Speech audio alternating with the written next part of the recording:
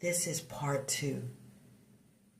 If I'm a woman who's waiting to be found, and the man that God has ordained for me to have doesn't even see currently, he wouldn't even know I'm around.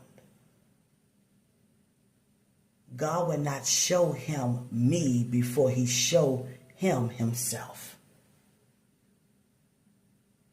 That's why it's important to pray from God's world and not this current world that we live in.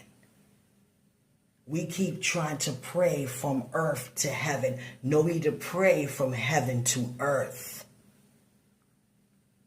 See, when we pray from earth to heaven and look from earth to heaven and hear from earth to heaven and speak from earth to heaven, we already made up a description and want God to agree with that description, but that's not his decision. So we're going to have to pray from up down and not from down on up. The word says what's bound on the earth is bound in heaven, and what's loose in earth is loose in heaven. But you have to really pay attention to that, because some things we bind is loose and some things we loose is bound. You understand?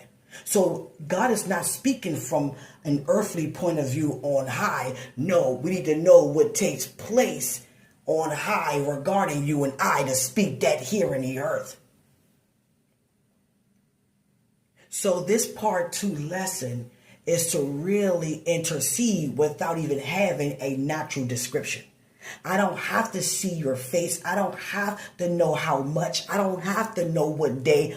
I know that it is so. So let me pray from that point of view. Let me pray from the yes. Let me pray from my humility. Let me pray from the point and the place of my praise. And every time I speak from that place of the unseen in this world currently, it's going to spring forth and be seen, because it was first seen from God's reality.